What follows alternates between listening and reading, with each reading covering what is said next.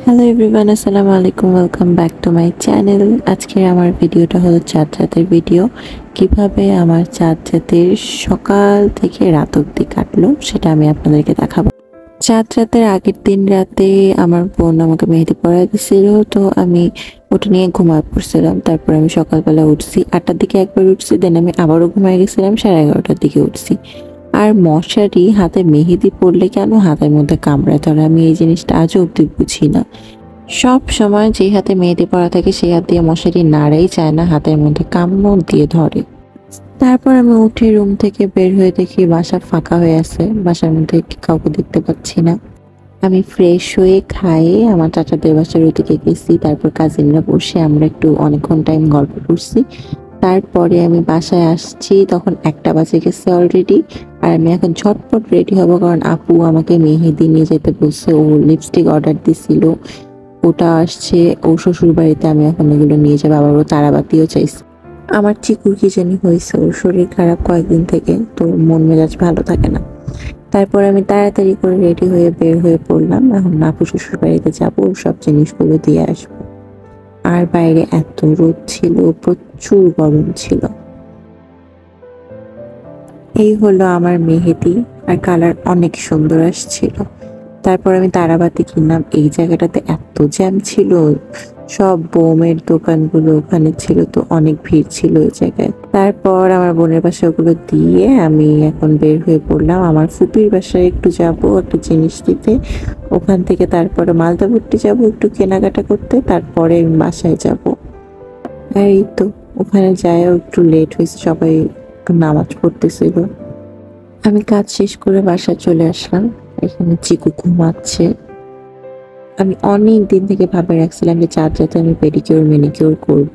সব জিনিস আমি রেডি করে নিলাম। বাসায় পেডিকিউর ম্যানিকিউর করতে আমার যা কিছু লাগবে, এটা হলো বাথ সল্ট, শ্যাম্পু, লিকুইড দুধ, এটা চিনি, এটা বেসন, আর এটা দুধের সর। তারপর আমি এখানে একটা ব্রাশ নিছি, আর এটা হলো পায়ের গোড়ালি ঘষার জন্য। আর এখানে আছে আমার কুসুম কুসুম গরম পানি। আগে আম্মু আমার মাথায় হেয়ার প্যাক লাগায় দিল, যেন আমি যতক্ষণে পেডিকিউর ম্যানিকিউর করবো আমার প্যাকটাও শুকাবে, তারপর আমি শাওয়ার নিয়ে নিব। আমি আমাদের বাগানের গাছ থেকে একটু গোলাপি পাপড়ি ছিঁড়ে নিছি, যেন দেখতে আমার কাছে সুন্দর লাগে।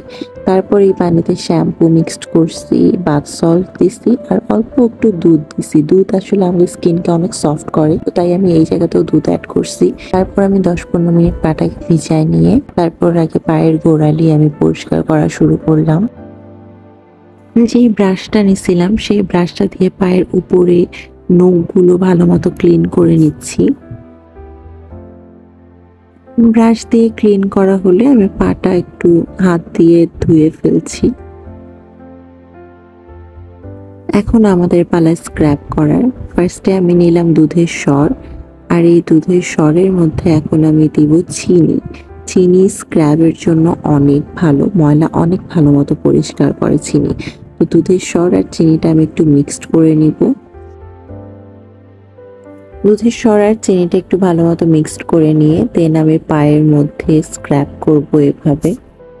ওটা পায়ের সাথে ভালোভাবে এভাবে করে মেল্ট হয়ে না যাওয়া অবধি স্ক্রাব করতে থাকতে হবে। দুই পায়ে সেম ভাবে করে নিব। এখন আমি স্ক্রাব করা হয়ে গেলে দুটো পায়ে ভালো মতো পানিতে ধুয়ে নিব। তারপর আমরা বেসন নিব আর লিকুইড দুধ নিয়ে দুটাকে ভালো মতো এভাবে মিক্সড করে নিতে হবে। মিক্সড করা হয়ে গেলে ব্রাশের সাহায্যে এটাকে আমরা অ্যাপ্লাই করব আমাদের পায়ে এবং ভালো মতো স্ক্রাব করব ব্রাশটা দিয়েই।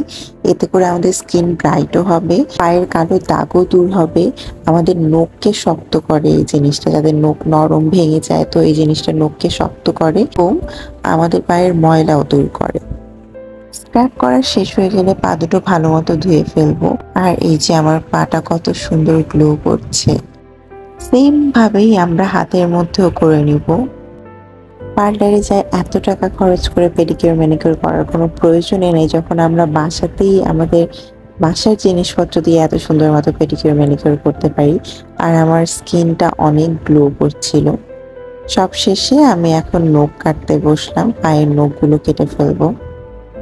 আমাদের নেল কাটারের মধ্যে এরকম একটা জিনিস থাকে, এটার নাম কি আমি জানি না, বাট এটা খুবই কাজের একটা জিনিস। আমাদের নখের ভিতরের দিকে অনেক সময় ময়লা থাকে, তো এটা ওটা পরিষ্কার করার জন্য খুবই ভালো একটা জিনিস। আমি সবসময় নখ কাটার পরে এটা দিয়ে নখটা ক্লিন করি ওভাবে।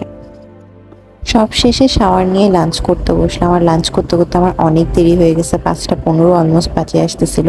তারপর ঝটপট খাওয়া দাওয়া করে আমি বাইরে বের হয়ে গেছি। আমি ফালুদা বানাবো আজকে ইফতারে ভাবছিলাম, তো তাড়াতাড়ি করে আমি তাই সব জিনিসপত্র কিনে নিয়ে আসলাম। আর এই যে আমার জিনিসপত্র, আইসক্রিম, তারপরে কলা, আঙ্গুর, নুডলস আর সাবু, সবকিছু দিয়ে আমি ফালুদা বানাচ্ছিলাম। আর এটা অনেক টেস্টি হয়েছিল। আপনারাও বাসায় এত সিম্পল ভাবে ফালুদা বানায় ট্রাই করে দেখতে পারেন, খুবই মজা লাগে খেতে। এবার পালা আমার ঈদ শপিং দেখানোর। আমি আপনাদের সাথে আমার ঈদ শপিং এবারে শেয়ার করতেছি। এটা আমার ফার্স্ট ড্রেস। এটা আমাকে আম্মু কিনে দিছে, জয়পুরি 3 পিস, আর লেস কিনে এভাবে ডিজাইন করে বানায় নিছি। এটা আমাকে ভাইয়া আর আপু দিছে।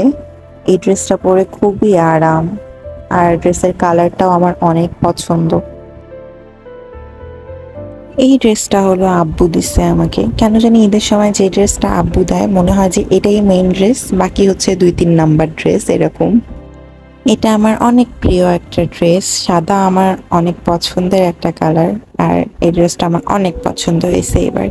এবার হলো আমার মেকআপ আর জুয়েলারি আইটেম শেয়ার করি আপনাদের সাথে। সবকিছু সাজগোজ থেকে নেইনি, জাস্ট একটাই আইটেম সাজগোজ থেকে নেওয়া।